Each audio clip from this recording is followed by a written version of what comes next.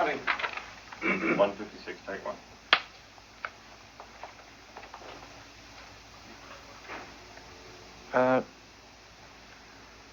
Dr. Dresner, your whole family were saved by Schindler or Yes. were taken to Brünnlitz. How did you all get onto the list? We have been taken on the list through my father's connections, and because my father was a well-known man in Krakow, and as I said, he had very good connections, and people knew him, and he knew many, many people. And he knew also personally a man whose name was Goldberg, and through him, he succeeded to get us on the list. We don't know exactly, we, that means me and my sister, because we never spoke about it to our father as long as he lived. If he gave something to Goldberg in order to get us on the list, as far as he understood, it was through some,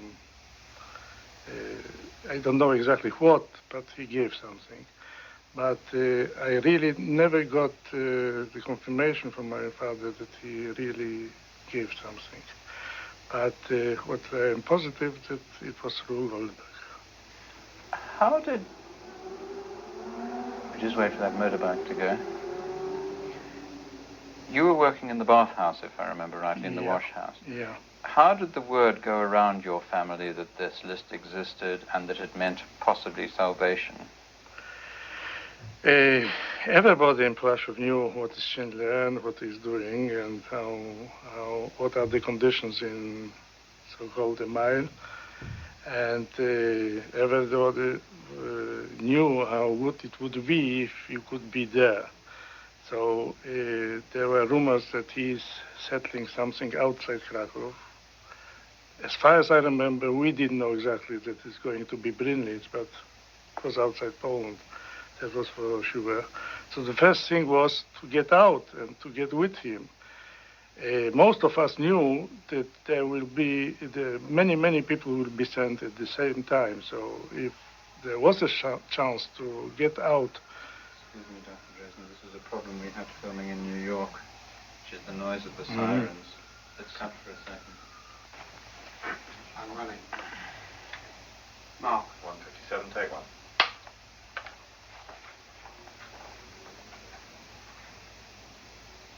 Dr. Dresner, tell me about why people thought it was a good thing to go onto the Schindler list, and if you can start that by saying everybody knew in Plasźow about Schindler. Everybody knew in Plasźow the conditions that were at Schindler's factory.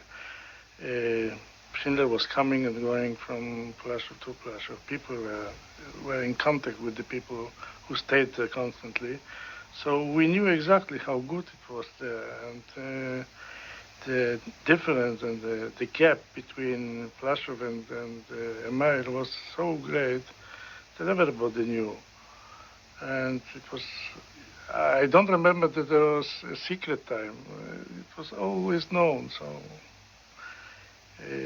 everybody tried to get there, or when he didn't succeed to get there through the time when we were in Plasźow, at least everybody wanted to get out of Plasźow, going with Schindler when he decided to settle his new place without knowing where it would be. Now, your whole family got on the list. There was Yeah. your father, your mother, your sister, and me. yourself. In what circumstances did that happen? As far as I remember, it happened the way that, again, people knew there was a list which Goldberg was in charge of the list, let's say. People knew that first who will go on the list or will go were the people who were already on the mile with Schindler. And we didn't know exactly how many people will be added. And again, my father, through his connections and being what he was, he tried to get us all of them on the list, with the hope that he will succeed. Until the very last moment, we didn't know if he succeeded. He didn't know also, because I know there were cases that Goldberg promised and didn't keep his word, and a part of the family went, or nobody went. From the family, he promised that they will be on the list. For instance, even my two cousins of mine, who were all the time with us, one of them is today my brother-in-law. My brother-in-law. He should be on the list, and he wasn't. Maybe because of Goldberg, maybe other circumstances, but it's one of the examples that even if it was, should be and it wasn't. What do you think your father had to do to get you on the list?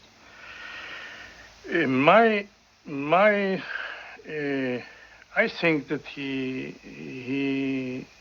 paid something to Goldberg. That's my conviction, but I'm not sure of it.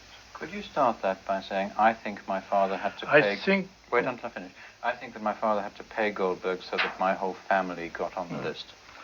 I think that my father had to pay to Goldberg in order to bring all his family on the list. I think he did it, he made it, and I think that was one of the reasons at least. But as I told you, I never spoke about it with my father because it was a very delicate matter.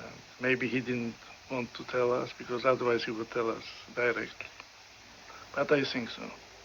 When you left Plasźow, you found yourselves in Gross-Rosen. Perhaps you can describe to me the circumstances, what it was like in Gross-Rosen. If you could start the sentence by saying, in Gross-Rosen. In Gross-Rosen, we came with the whole group. We came not only the so-called Schindler's List, but many hundreds of others who afterwards stayed in Gross-Rosen and were sent somewhere else after we left. And we all gathered together after we were unloaded from the train, and we have been brought, first of all, to the bus in Gross-Rosen. I, being the expert on it, saw immediately the difference between ours and theirs. It was very, very bad there. We have been treated awfully, I should say, by the crew and by the watchmen as well. As far as I remember, the crew was worse than the watchmen were. Just try not to film, Dr. Dresner. We will put another roll of it on that. I'm running. Mark. 158, take one. Dr. Dresner, I was asking you a bit about life before the war, and as I say, if you could start by saying, in Krakow before the war, my father was a... In Krakow before the war, my father belonged to the wealthy businessmen families. I have a very, very good and very quiet and a very comfortable childhood. As long as I remember, we have been served at home. Although the education was quite severe, but still we had a very comfortable life. We have a very big house, and very new and modern, and very comfortable. I was going to a private school, and I must say that as long as I was a child, I didn't even realize that it was so good. After it changed, I realized how good and how comfortable it was. It was really, then, as long as I have been a child, I didn't realize that my father belonged to the very wealthy people in Krakow.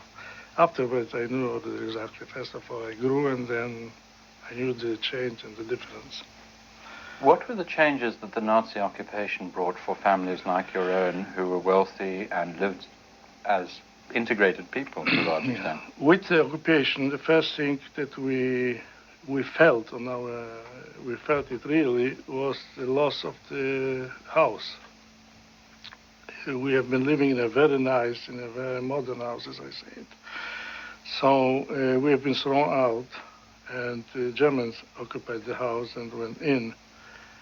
We personally have been lucky, if you can call it lucky, because we have been brought back to live in one of the rooms of the whole house in order to serve the people who have been occupying, the German people who have been occupying the house. It was for us very good because still it was more comfortable than being somewhere where you weren't used to be. It was also very good for them. So we liked it, if you can call it like, but still we haven't been living in the house as we were used before. This was the first step. The second step was the change in the business of my father. Business was taken over by somebody who is called in German a Treuhänder. And my father was working as a worker there with all the staff. Until in the very beginning, they left him working because they wanted to learn how to do it by themselves. In the moment they were convinced that they can do it by themselves, he was thrown out, and it was the end of his being in the business. But in the meantime, the whole changes came and got worse and worse. So we have been taken to labor, and everybody looked after some place to work. And I personally have been taken, or have been chosen to work in a garage. It was something special. It was not only garage that repaired cars. It was repairing light generators, generators. And so I learned I must say I learned something. And it was called not too bad place. Let me ask you about the day that the ghetto was demolished, March the 13th, 1943. The end. The end of the ghetto. What's your memory of the end of the ghetto? The memory of the end of the ghetto is this, that my father was already taken to Plasźow when it was in building, and my mother and my sister have been working outside ghetto and have been sleeping also outside ghetto. I was the only one who stayed in ghetto in the last few months. I was, again, if you can call it, lucky enough that my place where I was working, the crew that I went always to the work were mostly, or all of them, were very young people. So we went through the gate completely and quite smoothly, if you can call it so. So we didn't see the... Excuse me. Cut for a second. I'm blushing, Chris. I'm running. Mark. 159, take one. Dr. Dresner, let me ask you more about the conditions inside Gross-Rosen when you arrived there. And if you can say, in the beginning we were taken to the showers, I was able to recognize. Hold on a second, yes, we're just going to wait for the airplane to go over if we can. It doesn't take too long. It's cut. Running. Mark. 159, take two.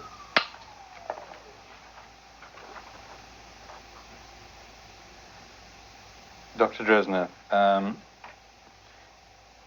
you men had been shipped off to Brünnlitz, or so you thought, but you suddenly found yourself in Gross-Rosen extermination camp. Yes.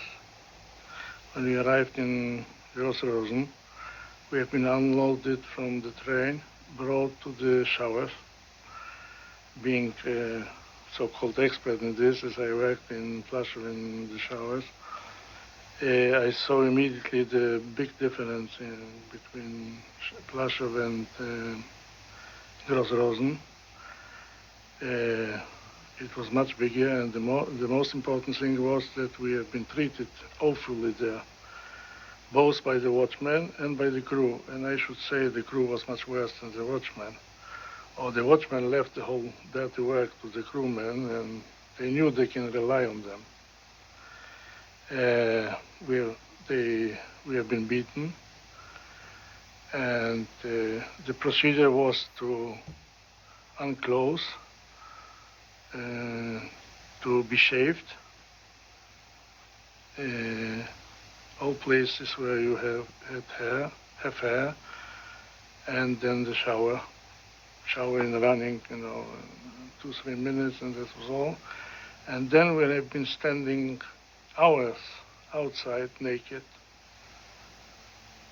We have been standing before and afterwards, now I remember. We have been standing before, and they searched after hidden jewelry or whatever inside the bodies. And if there were a few cases that they found something, these people were beaten awfully. Then we got shaved and showered, and again stood a lot of time. I think it was almost all the night. We came in the evening to Gross-Rosen, or late afternoon. And then we were brought to a place where we had to sleep. And as far as I remember, there was place for maybe 10% of us, but we have been crowded, and it was so that we have been lying or sitting one to near another in the way that nobody could move. As long as we have been sitting or lying, it was very miserable, but it was you could stand it. And the moment you wanted to go out to the washroom, you got the permission to go, because you have to ask the permission, and not always you got the permission. I think they gave the permission always to 2 people or something like this. It took a lot of time, and then you had to step over through 100 or 150 or 200 people. It depends where you have been sitting, and it was terrible, really terrible. So we have been sitting, and they were going around, and if they could reach somebody, they were beating all the time. The lucky people who were in the middle, because they didn't go inside so often. We have been going out of the place only to get a soup.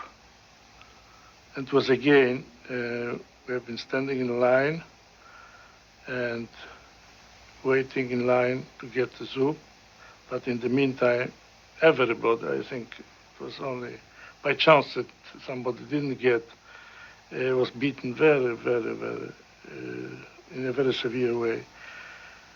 And mostly half of the soup was thrown away because they wanted to do it, so. And it took a few days, 9 days, if I don't remember wrong. When you arrived at Schindler's factory at Brünnlitz, none of the women were there, and you told me in... Oh, sorry, you... Mark. 160, take 1.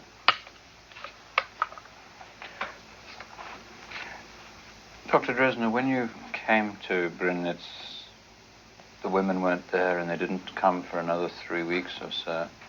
I wonder if you can tell me what the men felt, the men who had families. When we arrived in Brünnlitz, we thought that they are making the same way through the other camp, and they will be all the day before us or the day with us. When we arrived... excuse me. Start again when I finish talking. And if you can say the women rather than they. So when we first came to Brünnlitz... we saw... Just wait until I finish again. Okay, whenever you like. When we arrived in Brünnlitz, we thought the women arrived already in Brünnlitz, or they will come the same day we came, or a day afterwards. After a few days, we saw they are not coming. We got a little bit confused at the very beginning. We didn't know what happened at the very beginning. Schindler was going and coming and disappearing, and there were, in such occasions, there are always rumors. Everybody says something he heard, he knows, he thinks, he suggests, and so on. So we stopped believing that the women will arrive at all. The more that after time, I don't remember how long, Schindler admitted that he had difficulties in getting the women he wants out of Auschwitz. We then knew that they are in Auschwitz. At the beginning, we didn't know that they went through Auschwitz, like we didn't know that we will go through Gross-Rosen. And then he said they will come. Afterward, they didn't come again. So somebody brought the news that he was told that if he needs women to work, he will get women to work, but not the least he wants, but women who are capable to work like he wants. And this made us upset, especially people who waited for the members of their families. And there were many of them. I personally, 2 of them, my mother and my sister. And I must say, with the time, we lost the confidence that they will arrive.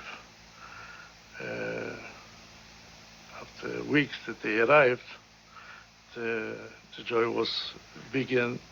Let me ask you what you all felt when the women arrived from Auschwitz. When the women arrived from Auschwitz, we gathered all together and saw them arriving, saw them coming in to the building, and it was quite a distance, and not immediately everybody saw the woman or the women he wanted to see, and it was a very, very big tension until you discovered that the person you want to see, you saw her really. And I remember that my mother and sister were divided at that very moment. So I first saw, if I remember well, I first saw my sister and then my mother. It was a very special feeling, after you don't believe anymore and you see them and you know that you are the reunion. So it's a very special feeling, and we are very, very happy. Believing also that we all together will be able to finish the war. It was a very special moment. And I think it was both sides. But then the women were brought to the part of the building where they had to stay. And then we had 2 possibilities of contacting them from the very first moment. It was one through a balcony where there was a kind of wire, but still we could see part of them, and they've been changing. A few of them were standing in the first row, a few of us were standing, and this way we saw each other.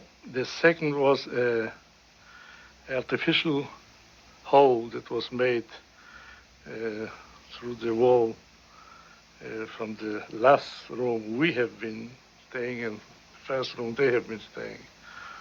And afterwards, through this hole, we were smuggling even, for instance, wool. That the sweaters, so very well-known sweaters have been made out of it. We have been stealing wool, smuggling to the women. They were making so-called sweaters, but still sweaters for us. You told me when I was in Israel about the code word that Schindler used to have when top Nazi officials were coming to the factory to warn you that you Excuse me, about? the word. Schindler used to come out of his factory and would warn you that you all had to... Tell me that story from the beginning, and if you could start it by saying when top Nazi officials or SS officials came. When... Years ago.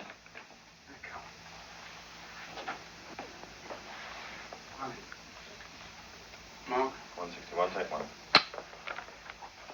Dr. Dresner, you remember telling me this, about Schindler, and if you can start it by saying when top Nazi officials... Wait until I finish. When top Nazis came to the factory or to Schindler to see how the work goes, he had arranged it this way that we have been always warned that somebody is coming that wants to see how efficient we are, how good we are working. And in order to see us all working, he found a code word to warn us that we have to be, to know that we have to work. And the word was avoidu. It's an ancient Hebrew word which means work. But nobody understood it, only we and him. And if it was the normal where there was, let's say, not very top people, but it was a real top delegation, so it was another word additional to it. It was avoidu gdoilu, it means a big work. And this meant that we have to be very aware and look to this, that the whole factory is working and so on, noisy. The more noise you made, the more it looked like working. What was the normal work like, the normal production? Were you very busy? Did you work? We weren't too much busy because we haven't got too much material to work on it, so it was rather, we haven't been working too hard because everybody, I, for instance, personally was working at turning lathe, and I had to put some piece of iron and to do some movements with it. I've got 2 or 3 boxes with these irons, and always the same 2 or 3 boxes were standing to the right of mine, so I took them out and in, and so I can't say I was very efficient, and so were most of us. First of all, we weren't pressed to do too much. Secondly, we haven't seen the much material that they've got, and it went around, When I finished, I got another 3 boxes, but from the same, so it was always the same. I can't say that we are efficient or that we have been working too hard, no.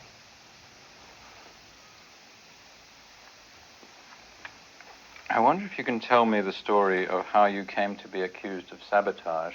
Keep the story nice and short, and then tell me what happened when you were accused of sabotage. And as I say, the shorter you can keep the story, the better. I will try. I was accused of sabotage. As I said, I was working normally on a turning lathe. One night I was transferred to a very big machine, which was called Hilo machine, the biggest machine in the factory. The problem with this machine was they couldn't fit and fix the right metrics to this machine. They got very big difficulties with it. And finally, they found the solution to it, as far as I was told. And I was the lucky man to be chosen to work on it. It was a night. And I was taken from my machine to this machine.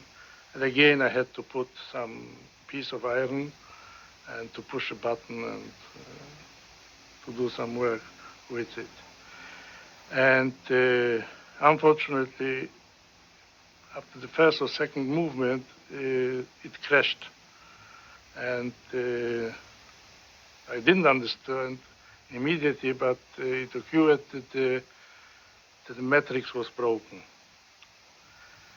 Because of the difficulties of fitting this matrix, the chief engineer of the factory, whose name was Schönbrunn, was standing near to me because he wanted to see how good it works. He got very furious, I think because... Sorry, Dr. Dresner, we just need to change the film again. I'm running. Mark. 162, take 1. Dr. Dresner, as I say, if you want to tell me the story from the beginning, keeping it to its bare bones and starting off by saying, I was chosen to start work on it. I was chosen to start working on the biggest machine in the factory. It was a special machine where they have got many difficulties to fix the metrics on it, and I was the first man to work on it. Unfortunately, immediately after I began to work and put this piece of iron on it, the matrix crashed.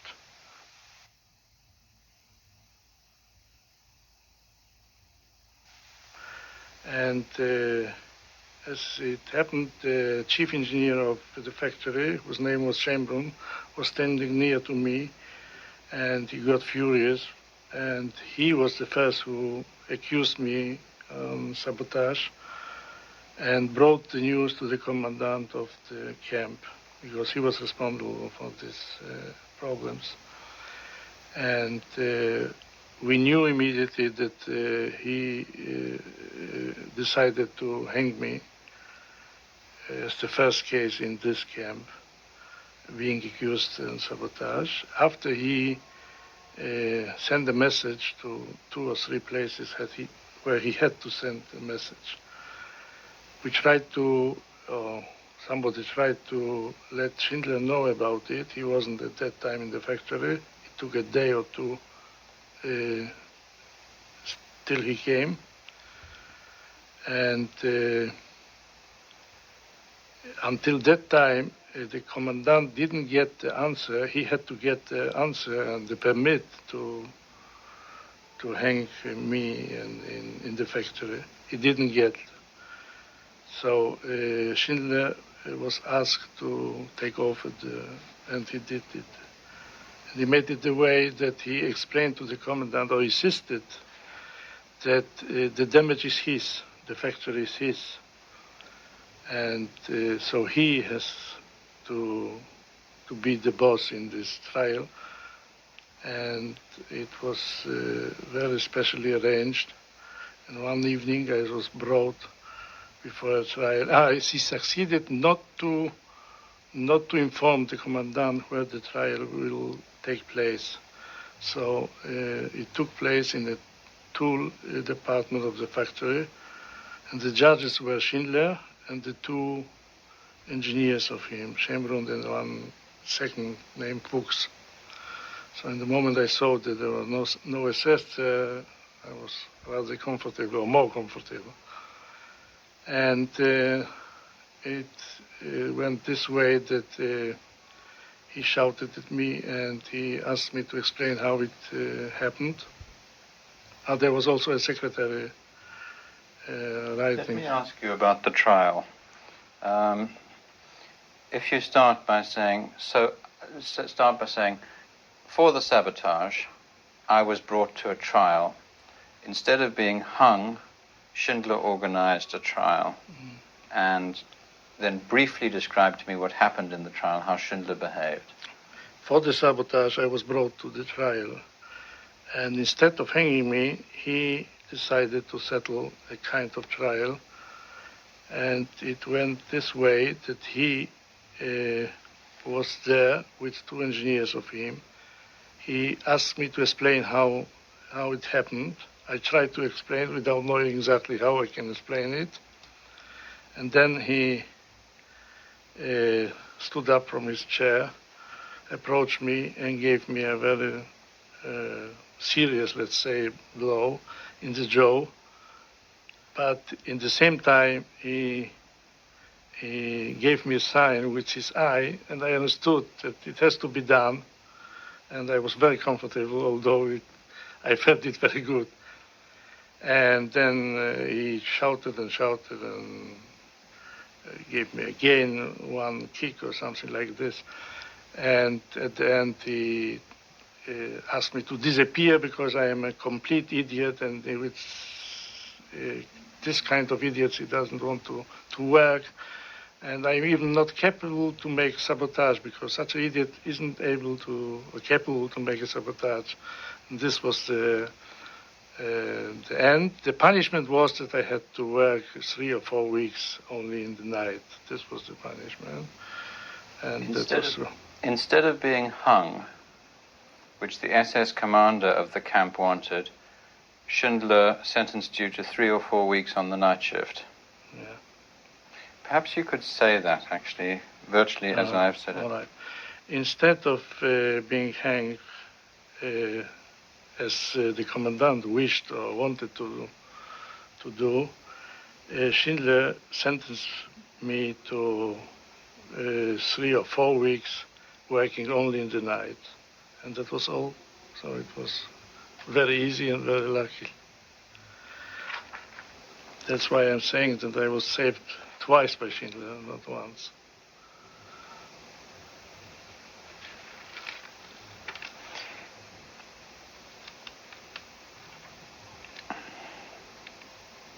Why do you think Schindler behaved like that? I think Schindler behaved like that. It's a very difficult question to answer. I think we are discussing this question from the end of the war, and we don't know the answer. I personally think he was a human being, and he was human, but he was also an adventurer, and he liked tension, and he liked being something outstanding, something not going with everybody.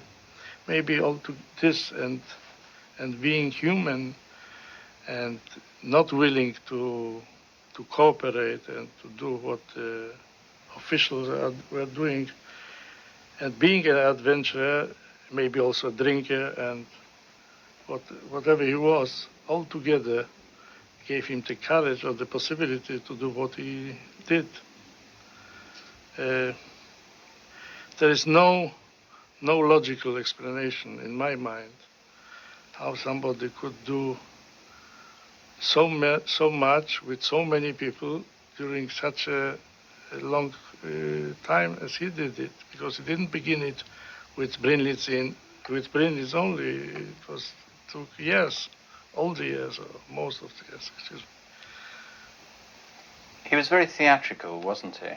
Yeah, he was. He was very theatrical. I think it was his nature to be theatrical, and he tried to perform all the time. I think it was his second nature, or maybe his first nature. He was always acting, always the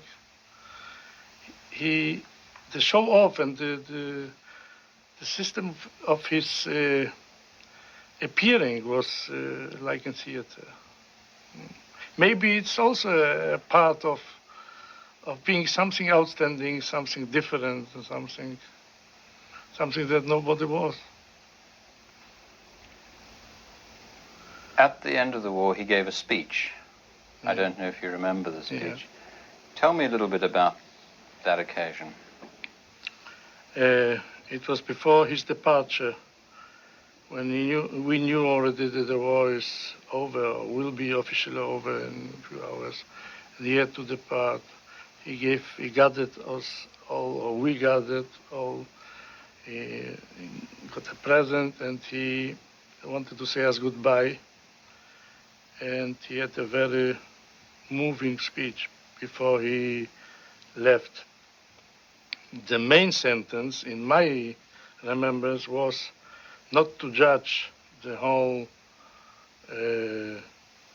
nation because of what was done to us, and to see only that there were many people in the German nation who have to be accused on this, and not the whole nation. This is what I remember as, in my remembrance, it was the main. After he said that he tried to do the best, and he not always succeeded, but he always tried to do the best, and he was convinced that he did the utmost he could, and we knew it. It was very moving. And I remember that he and we were weeping. And I think we didn't know that we will see each other afterwards. He didn't know. It was very moving because it was like saying goodbye to somebody from the family, to somebody very dear from the family, not knowing what the future will bring. So I remember exactly that everybody was very moved.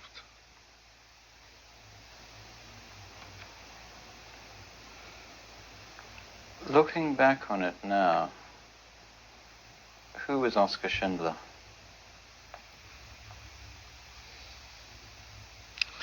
Again, I think somebody has to be a psychologist, a historian, I don't know, another profession, to make out of Schindler something that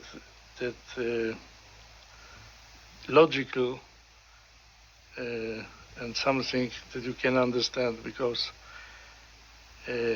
normally whatever he has done, what he accomplished to save, and what he made through all the years of his acting, if you think logically, from one side it was impossible, from the other side it is impossible to believe that there was a German man who wanted to do it, who was able to do it, and who did it. And that's why it's so very, very difficult to explain it. I don't think that we have the answer who was Oskar Schindler. Maybe it was because he wanted, again, because of his being so theatric, he wanted to show something very outstanding, very unusual. Maybe his love to adventures, maybe the normal way of thinking, being very human. Maybe his love to being in tension, in danger, to fulfill things that normally you cannot fulfill, to do things which are difficult.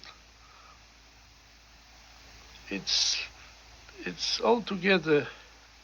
It's like a puzzle, all together. Maybe that this is the person which is or was called Oskar Schindler. Very much, very little.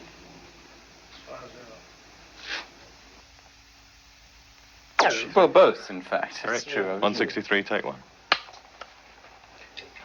Dr. Dresner, perhaps you can tell me again about the sabotage incident, and you can say, I was accused of sabotage.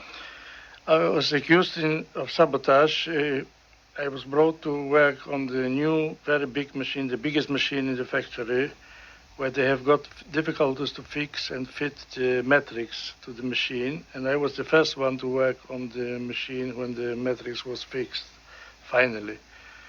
And the first movement I made, putting an iron to the machine, a piece of iron, I crashed the matrix, or the matrix crashed because of my pushing the button.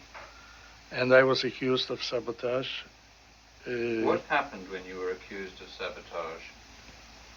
I was taken away, put in a, let's say, special place. I can't call it jail because we are all in jail. And I knew immediately, I was told, as far as I remember, that I would be accused of sabotage, and the sabotage was only one possibility, to be, there were two possibilities, to be hanged in the factory, in the place, or to be sent away back to, in my case, to Gross-Rosen. Both were death sentence. I was told that I would be hanged in the factory, because the commandant, Liepold, wanted my case to be the first one and to be the warning for others how it will be with somebody makes another sabotage acting. And we knew, or I knew, everybody knew that he can't hang. At that time, there was no automatic hanging or shooting in the camps anymore. He had to get special. Before he could get the special permission, Schindler heard about. Before Commandant Liepold could get special permission to hang you, Oskar Schindler heard about the accusation. What did Oskar Schindler do then? He convinced, Oskar Schindler convinced the Commandant Liepold not to be active in the whole case, to withdraw and to leave him the case. And on one side he told me, I am the boss, I'm the owner of the factory, the whole damage and the whole loss is mine. On the second, I am sure, I am positive, everybody knew it, he gave him some bottles to drink or something like this, so he convinced him that it will be much better for him to withdraw with it. And Leipold wanted to live in a peaceful way with Schindler because Schindler was more powerful. And the whole problem for Schindler was to bring away Leipold from the whole affair. And he promised Leipold that he will make a trial and he will punish me and he will do what he has to do.